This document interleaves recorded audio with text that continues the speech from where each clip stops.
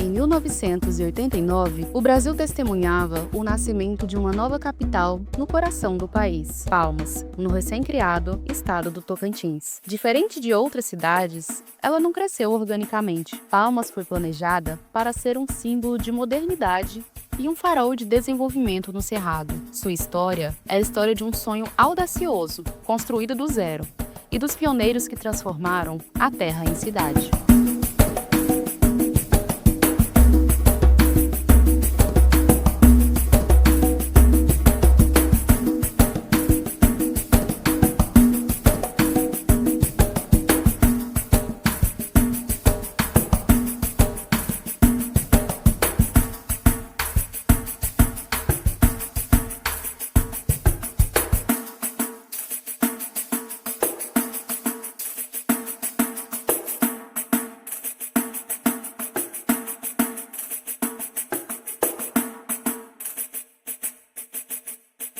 Meu nome é Jair Francisco Carvalho de Brito, eu nasci em Araguacema, antigo estado de Goiás, e aos 9 meses minha família mudou para Cristalândia, por questão do garimpo de cristal. Em Cristalândia eu fiquei até os 9 anos, quando nós mudamos de novo para Goiânia, que era a capital do estado de Goiás na época. A paixão de Jair pela engenharia começou cedo, alimentada por um sonho que, para sua família, parecia distante. Para entrar na escola técnica era muito complicado, era praticamente um vestibular. Não, era muito disputado, não era fácil fazer. Então, assim, para nós foi uma conquista muito grande, foi assim muito honroso para mim. Aonde eu morava lá na Vila Lucia, em Goiânia, foi festa. Então, todo mundo ficaram muito contente, os amigos assim. Foi uma conquista de todos. A dedicação da família era o alicerce desse sonho. Então, a gente tinha uma dificuldade financeira muito grande na época e para as aulas de laboratório que tinha na época lá na escola técnica, necessitava de usar jaleco. E tinha para vender na escola técnica, só que nós não tínhamos condições. Aí o que acontecia? A mamãe pediu para ver o modelo.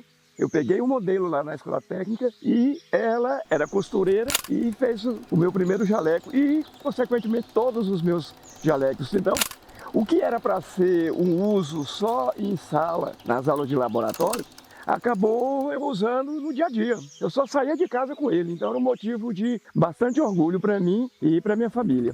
Em setembro de 1989, ele chegou a uma cidade que ainda não existia. E eu trabalhava numa obra com o engenheiro Marco Antônio Boaventura. E quando deu o segundo semestre do ano de 1989, a empresa concluiu os trabalhos de planejamento da obra do Palácio Araguaia. Surgiu então essa oportunidade porque o engenheiro que foi convocado para fazer essa obra era lá de Goiânia, era justamente o Marco Antônio Boaventura, que eu trabalhava com ele. Como ele precisava de um engenheiro auxiliar, ele me perguntou: Jair, você quer ir para Palmas? Está começando agora, você quer ir comigo? Eu gostaria muito que fosse você, porque nós já trabalhamos juntos aqui. E eu falei: cara, eu quero sim. Isso foi em agosto. Já em setembro, no feriado de 7 de setembro, nós viemos aqui para conhecer o local onde seria construído o palácio. E nós conhecemos a região aqui, onde hoje é a Praça dos Girassóis, tinha pouca coisa. Só tinha algumas secretarias do outro lado ali do palácio. Então chegar aqui naquela época foi assim uma emoção muito grande. Porque não tinha nada. Hoje a gente vê o movimento, o desenvolvimento que tem aqui e a gente compara com aquela época, assim, é uma transformação muito grande e eu fui um privilegiado de estar aqui no começo. Já no final do ano, eu já mudei para cá, definitivo, e daqui não saí nunca mais. O Palácio Araguaia aqui, ele é assim, ele me emociona. Toda vez que eu venho aqui eu fico assim bastante emocionado, porque era uma época, eu ainda muito jovem, e de uma realidade totalmente diferente, tanto de cidade, Goiânia, capital, e cheguei aqui, não tinha 500 habitantes, e uma obra, tecnologicamente falando, de um nível muito elevado, e que é até hoje uma referência, não só na cidade, mas no próprio estado, em termos de arquitetura. Cada prédio, estrada e projeto em que Jair trabalhou carrega parte da sua história. Mais do que engenheiro, ele é um pioneiro que ajudou a transformar o Cerrado em cidade.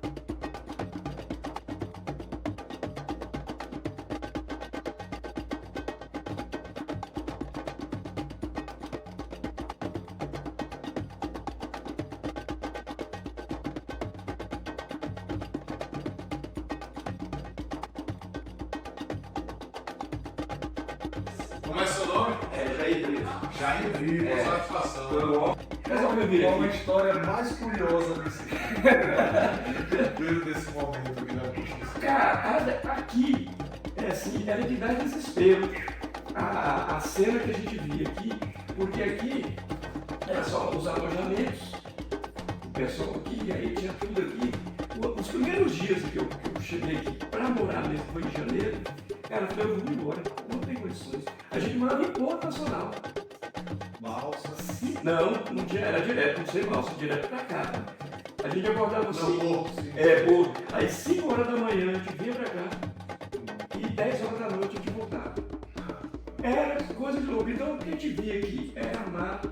Essa época de vento, uma loucura, você não via cidade. Era só poeira direto. Essa poeira é bem recente. Sempre teve, é o padrão, é a marca disso.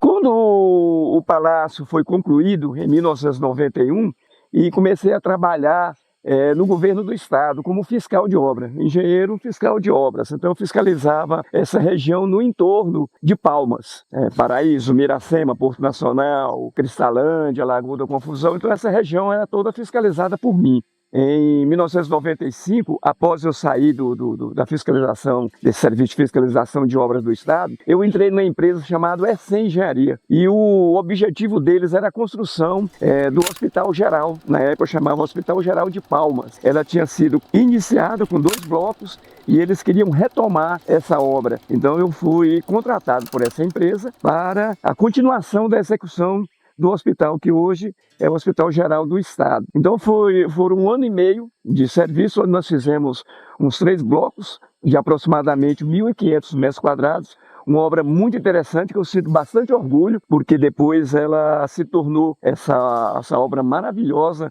de cunho social, maravilhoso, que é da área da saúde, uma das referências do Tocantins e da região. O meu grande orgulho são os 2 tribunais. Primeiro, o Tribunal de Contas do Estado, que foi a primeira obra que realmente eu fui o engenheiro responsável, o único, e o Tribunal Regional Eleitoral também. Então, essas 2 obras foram muito interessantes e eu acho que foi um resultado muito bom.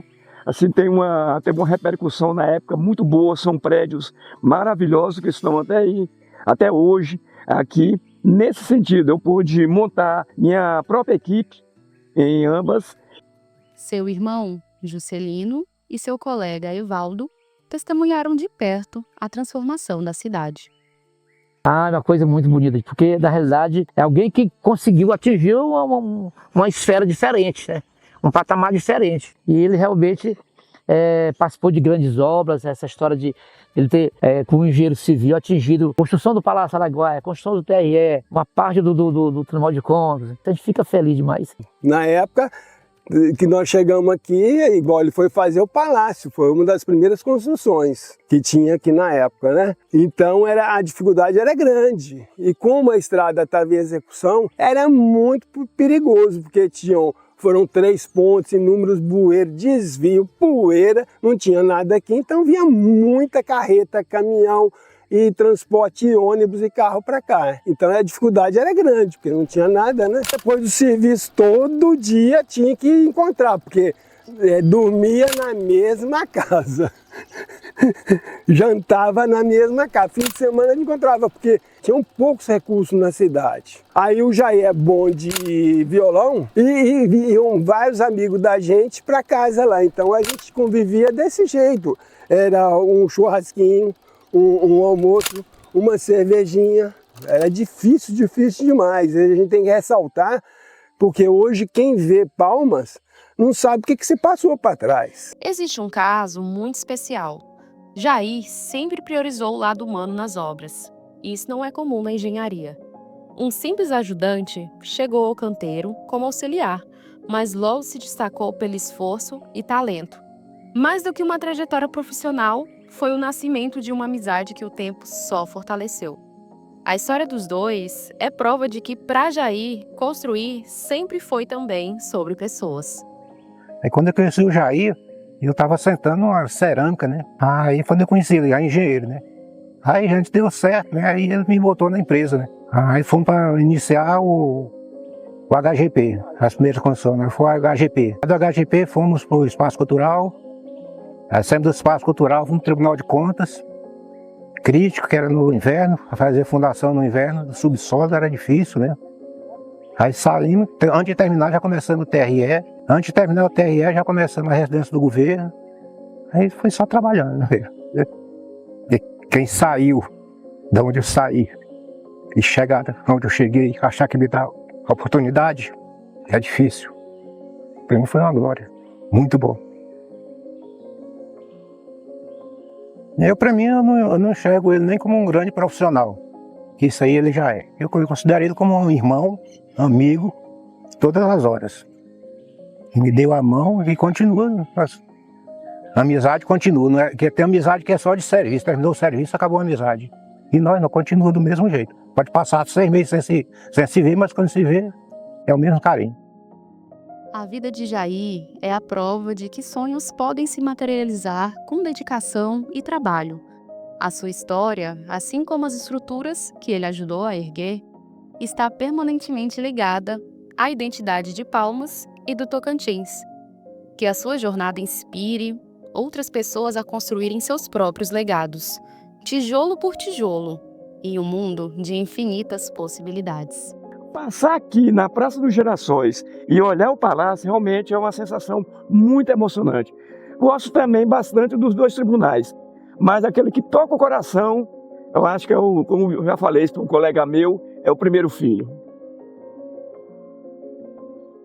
Eu tenho a foto do cara instalando isso aqui. Ah, é?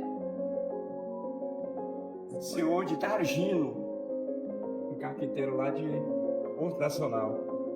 Dia 9 de março de 91. E esse dia à noite nós não dormimos, passamos diretão, para poder vigiar a obra.